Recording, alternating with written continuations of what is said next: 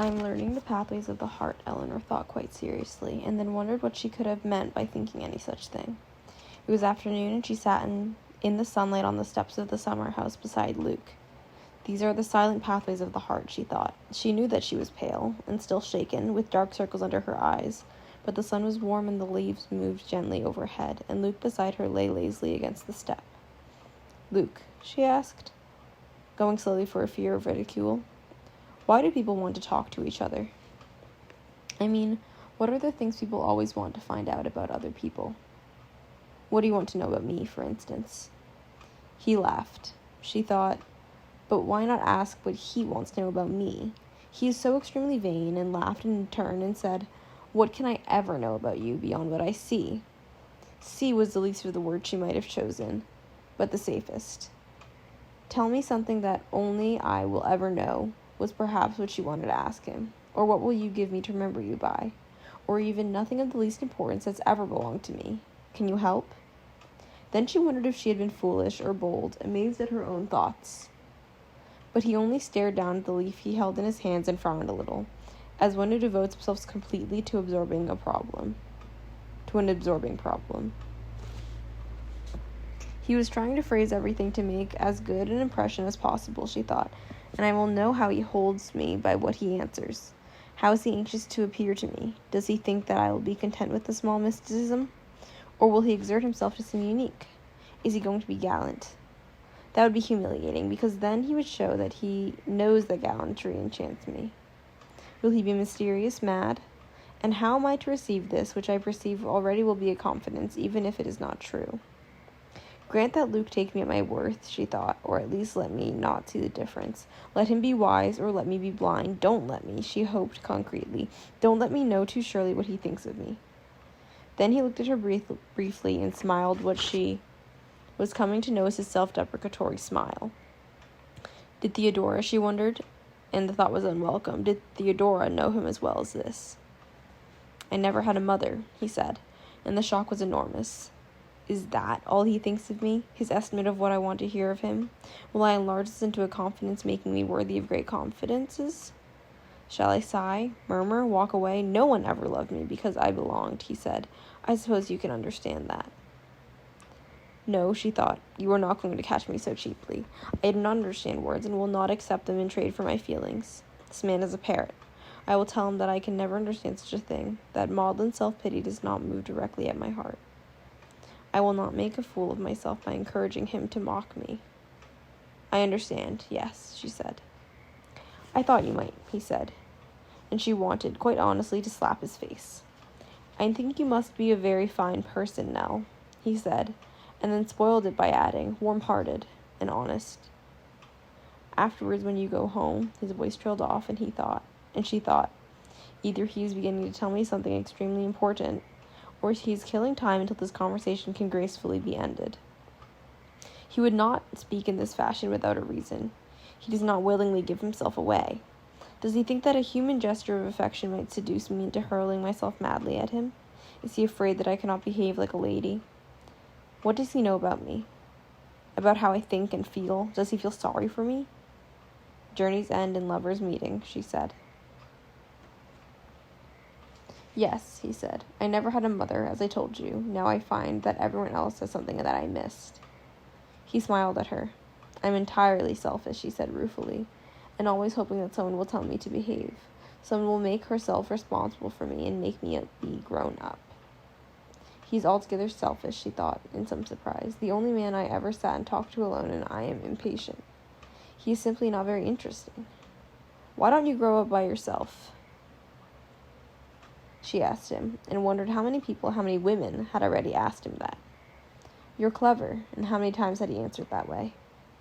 This conversation must be largely instinctive, she thought with amusement, and said gently, You must be a very lonely person. All I want is to be cherished, she thought, and here I am talking gibberish with a selfish man. You must be very lonely indeed. He touched her hand and smiled again. You were so lucky, he told her. You had a mother. I found it in the library, Luke said. I swear I found it in the library. Incredible, the doctor said. Look, Luke said. He set the great book on the table and turned to the title page. He made it for himself. Look, the title's been lettered in ink. Memories for Sophia Ann Lester Crane. A legacy for her education and enlightenment. During her lifetime, from her affectionate and devoted father, Hugh Desmond Lester Crane, 21st June, 1881. They pressed around the table, Theodora and Eleanor and the doctor, while Luke lifted and turned the first great page of the book. You see, Luke said, his little girl is to learn humility. He has clearly cut up a number of fine old books to make this scrapbook because I seem to recognize several of the pictures, and they are all glued in. The vanity of human accomplishment, the doctor said, sadly. Think of the books Ukraine hacked apart to make this. Now here is a Goya etching, a horrible thing for a little girl to meditate upon. Underneath is written, Luke said, under this ugly picture, honor thy father and thy mother, daughter, authors of thy being, upon whom a heavy charge has been laid, that they lead their child in innocence and rightfulness along the fearful narrow path to everlasting bliss, and render her up at last to her God a pious and a virtuous soul. Reflect, daughter, upon the joy in heaven as the souls of these tiny creatures wing upward, released before they have learned aught of sin or faithfulness, and make it thine unceasing duty to remain as pure as these. Poor baby, Eleanor said, and gasped as Luke turned the page. Hugh Crane's second moral lesson derived from a color plate of a snake pit, and vividly painted snakes writhed and twisted along the page. Above the message, neatly printed and touched with gold, eternal damnation is the lot of mankind. Neither tears nor reparation can undo man's heritage of sin. Daughter, hold apart from this world, that its lusts and ingratitudes corrupt thee not, daughter. Preserve thyself. Next comes hell, Luke said. Don't look if you're squeamish. I think I will skip hell, Eleanor said, but read it to me. Wise of you, the doctor said. An illustration from Fox, one of the less attractive deaths, I have always thought, although who can fathom the ways of martyrs? See this, though, Luke said. He's burnt away a corner of the page, and here is what he says. Daughter, could you but hear for a moment the agony, the screaming, the dreadful crying out, and repentance of those poor souls condemned to an everlasting flame?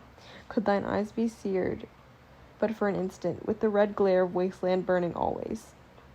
Alas, wretched beings in undying pain. Daughter, your father has this minute touched the corner of his page to his candle, and seen the frail paper shrivel and curl in the flame. Consider, daughter, that the heat of this candle is the everlasting fire of hell, as a grain of sand is to the reaching desert. And as this paper burns in its slight flame, so should your soul burn forever, in fire 1,000-fold more keen. I'll bet he read it to her every night before she went to sleep, Theodora said. Wait, Luke said. You haven't seen heaven yet.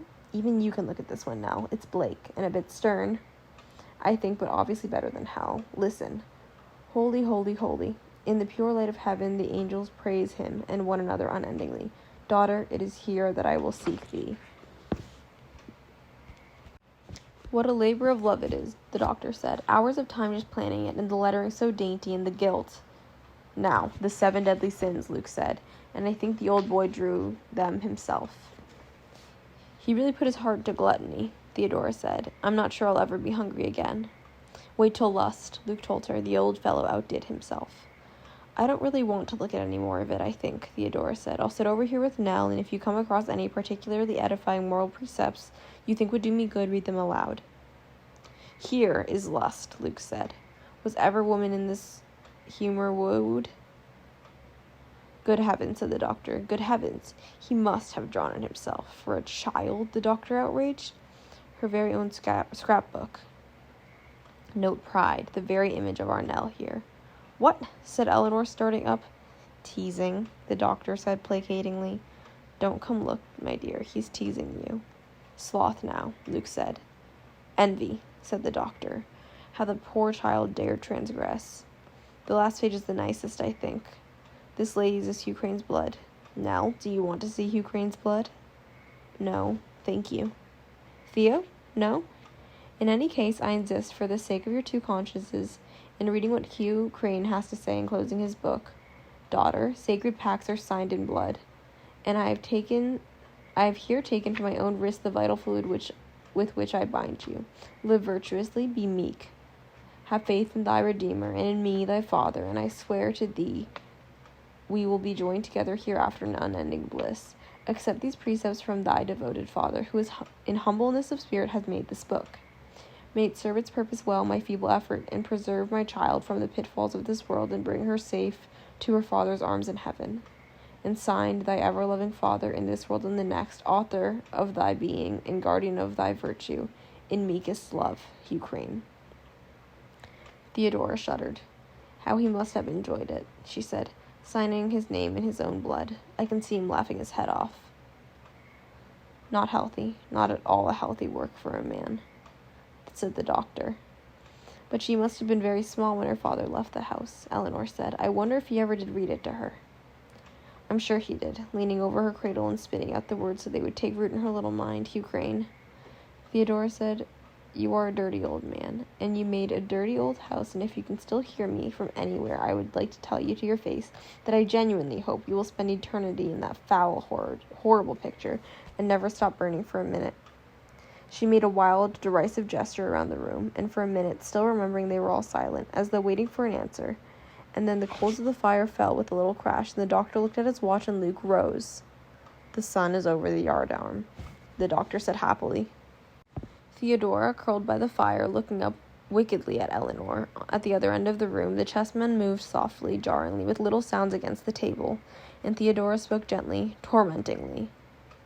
Will you have him at your little apartment now, and offer him to drink from your cup of stars? Eleanor looked into the fire, not answering. I've been so silly, she thought. I've been a fool. Is there room enough for two? Would he come if you asked him? Nothing could be worse than this, Eleanor thought. I've been a fool. Perhaps he has been longing for a tiny home, something smaller, of course, than Hill House.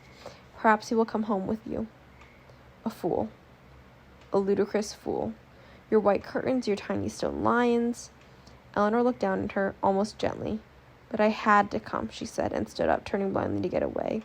Not hearing the startled voices behind her, not seeing where or how she went, she blundered somehow to the great front door and out into the soft, warm night. I had to come, she said, to the world outside.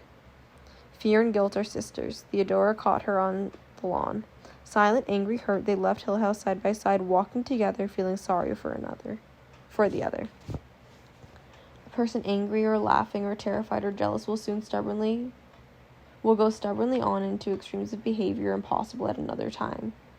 Neither Eleanor nor Theodora reflected for a minute that it was important for them to walk far from Hill House after dark. That it was imprudent for them to walk far from Hill House after dark. Each was bent upon her own despair, that escape into darkness was vital, and containing themselves in that tight, vulnerable, impossible cloak, which is fury, they stamped along together, each achingly aware of each of the other, each determined to be the last to speak. Eleanor spoke first, finally. She had hurt her foot against a rock and tried to be too proud to notice it, but after a minute, her foot paining, she said in a voice tight with the attempt to sound level, I can't imagine why you think you have any right to interfere in my affairs. Her language formal to prevent a flood of recrimination or undeserved reproach. Were they not strangers, cousins? I am sure that nothing I do is of any interest to you. That's right, Theodora said grimly. Nothing that you do is of any interest to me. We are walking on either side of a fence, Eleanor thought, but I have a right to live too, and I wasted an hour with Luke at the summer house trying to prove it. I hurt my foot, she said. I'm sorry. Theodora sounded genuinely grieved. You know what a beast he is. She hesitated. A rake, she said finally with a touch of amusement. I'm sure it's nothing to me what he is, and then, because they are women quarreling, as if you cared anyway. He shouldn't be allowed to get away with it, Theodora said. Get away with what? Eleanor asked daintily. For making a fool of yourself, Theodora said. Suppose I'm not, though. You'd mind terribly if you turned out to be wrong this time, wouldn't you? Theodora's voice was wearied, cynical. If I'm wrong, she said, I will bless you with all my heart. Fool that you are. You could hardly say anything else. They were moving along the path toward the brook. In the darkness, their feet felt as though they were going downhill, and each privately and perversely accused the other of taking deliberately a path they had followed together once before in happiness. Anyway, Eleanor said in a reasonable tone, it doesn't mean anything to you, no matter what happens. Why should you care whether I make a fool of myself? Theodora was silent for a minute, walking in the darkness, and Eleanor was suddenly absurdly sure that Theodora had put a hand to her, unseen. "Theo," Eleanor said awkwardly. "I'm no good at talking to people and saying things." Theodora laughed. "What are you good at?" she demanded. "Running away?" Nothing irrevocable had yet been spoken, but there was only the barest margin of safety left them. Each of them moving delicately along the outskirts of open questions, and once spoken, such a question as, "Do you love me?" could never be answered or forgotten. They walked slowly, meditating, wondering, and the path sloped down from their feet, and they followed, walking side by side in the most extreme intimacy of expectation. Their fainting and hesitation done with, they could only wait passively for resolution. Each knew, almost within a breath, what the other was thinking and wanting to say. Each of them almost wept for the other. They perceived at the same moment of change in the path, and each knew then the other's knowledge of it. Theodora took Eleanor's arm, and afraid to stop, they moved on slowly, close together, and ahead of them the path widened and blackened and curved. Eleanor caught her breath, and Theodora's hand tightened, warning her to be quiet. On either side of them, the trees, silent, relinquished the dark color they had held, paled, grew transparent, and stood white and ghastly against the black sky. The grass was colorless, the path wide and black. There was nothing else. Eleanor's teeth were chattering, and the nausea of fear almost doubled her arms shivering under Theodora's holding hand. Now almost a clutch. And she felt every very slow step as a willed act, a precise mad insistence upon the putting of one's foot down after the other as the only sane choice. Her eyes hurt with tears against the screaming blackness of the path and the shuddering whiteness of the trees, and she thought with a clear, intelligent picture of the words in her mind, burning, "Now I am really afraid." They moved on, the path unrolling ahead of them, the white trees unchanging on either side, and above all, the black sky lying thick overhead. Their feet were shimmering white when they touched the path. Theodora's hand was pale and luminous. Ahead of them, the path curved out of sight, and they walked slowly on, moving their feet precisely because it was the only physical act possible to them, the only thing left to keep them from sinking into the awful blackness and whiteness and luminous evil glow. "Now I am really afraid," Eleanor thought in words of fire. Remotely, she could still feel Theodora's hand on her arm, but Theodora was distant, locked away. It was bitterly cold, with no human warmth near. "Now I am really afraid," Eleanor thought, and put her feet forward one after another, shivering as they touched the path, shivering with mindless cold. The path unwound. Perhaps it was taking them somewhere, willfully, since neither of them could step off of it, and go knowingly into the annihilation of whiteness that was the grass on either side. The path curved, black and shining, and they followed. Theodora's hand tightened, and Eleanor caught her breath on a little sob. Had something moved ahead, something whiter than the white trees, beckoning, fading into the trees, watching? Was there movement beside them? Imperceptible in the soundless night, did some footstep go invisibly along with them in the white grass? Where were they?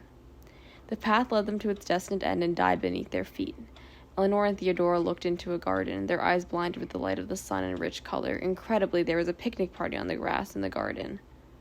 They could hear the laughter of the children and the affectionate, amused voices of the mother and father. The grass was richly, thickly green, and flowers were colored red and orange and yellow. The sky was blue and gold, and one child wore a scarlet jumper and raised its voice again in laughter, tumbling after a puppy over the grass. There was a checked tablecloth spread out, and smiling, the mother leaned over to take up a plate of bright fruit. Then Theodora screamed. "Don't look back," she cried, out in a voice high with fear. "Don't look back, don't look, run." Running, without knowing why she ran, Eleanor thought she would catch her foot in the checked tablecloth. She was afraid she might stumble over the puppy. But as they ran across the garden, there was nothing except weeds growing blackly in the darkness. And Theodora, screaming still, trampled over the bushes where there had been flowers and stumbled, sobbing over half-buried stones and what might have been a broken cup. Then they were beating and scratching wildly at the white stone wall where vines grew, screaming still and begging to be let out, until a rusted iron gate gave way, and they ran, crying and gasping and somehow holding hands, across the kitchen garden of Hill House, and crashed through a back door into the kitchen to see Luke and the doctor hurrying to them. "What happened?" Luke said, catching at Theodora. "Are you all right?" "We've been nearly crazy," the doctor said, worn. "We've been out looking for you for hours." It was a picnic, Eleanor said. She had fallen into a kitchen chair and she looked at her hands, scratched and bleeding and shaking without her knowledge. We tried to get out, she told them, holding her hands out for them to see. It was a picnic. The children. Theodora laughed in a little continuing cry, laughing on and on thinly, and said through her laughter, I looked back. I went and looked behind us. And laughed on, the children, and a puppy. Eleanor. Theodora turned wildly and put her head against Eleanor. Eleanor, she said. Eleanor. And holding Theodora, Eleanor looked up at Luke and the doctor and felt the room rock madly. And time, as she had always known time, stopped.